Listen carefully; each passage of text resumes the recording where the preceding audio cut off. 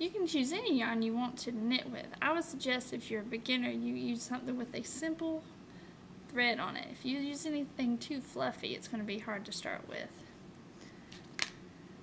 I like to start with a loop so I can make a slip knot. So I'm going to take this strand and double it up. I'm going to do a circle with my yarn. See that circle? And we'll put that loop that's left over through the yarn and pull it tight to form a loop.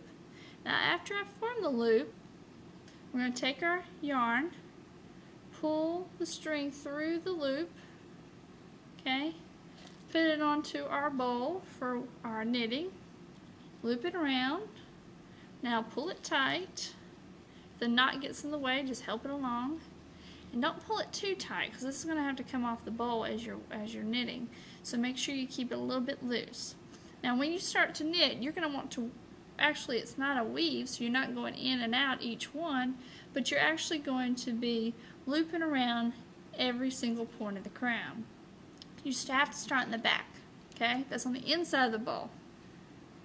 Okay, you start on the inside of the bowl, and you're going to come around the front.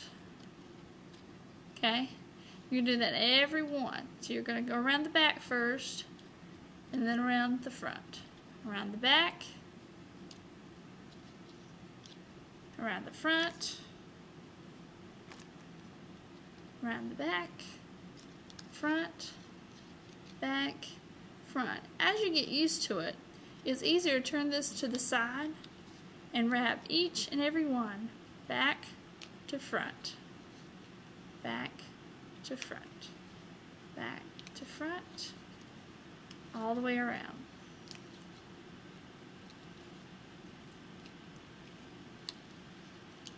We've now done the first level, okay? We also got to do the second level. My strings to stop right here. I'm going to go directly up here to wrap my second level.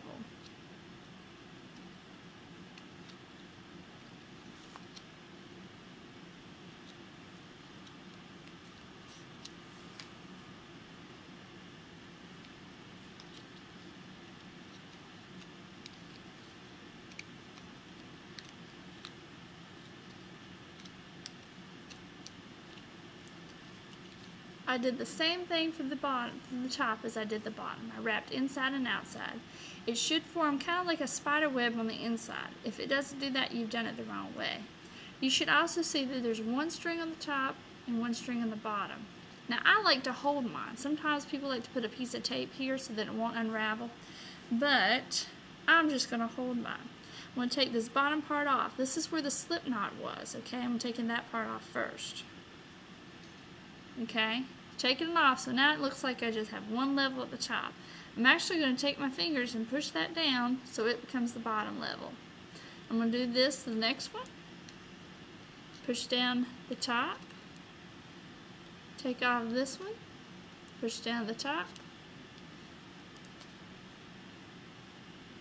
And I'm going to do this all the way around. So take off the top, bottom, push off down the top. Alright, I've got to the very end. Now, as you can see, we have a bottom row. That means all I have to do this time is wrap the top row. So again, you repeat what you just did. Wrap inside, outside, inside, outside, inside, outside.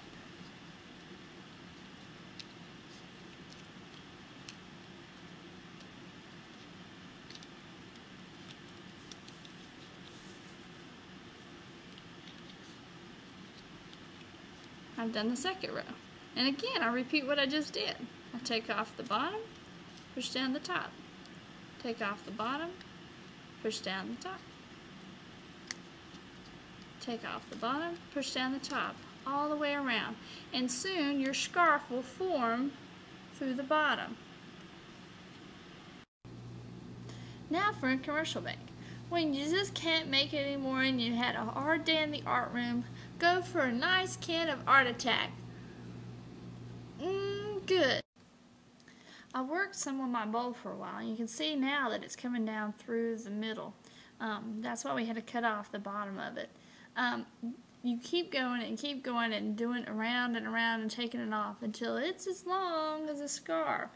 Now, if you don't have this size ball, you can use a huge ball. In fact, if you use like an ice cream gallon container, you can make a hat out of those. You can use one that's teeny tiny if you wanted to do a belt. I find that this size and also the Cool Whip size containers are a good size for really nice thick scarves. Here are some examples of the scarves. This is a very loose weave scarf. See how much loose it is into it, but it still forms a nice decorative scarf. This one's thicker. It's also got thicker yarn. It was done with a more of a smaller bowl like this one to make this one. So you can have some really nice thick scarves.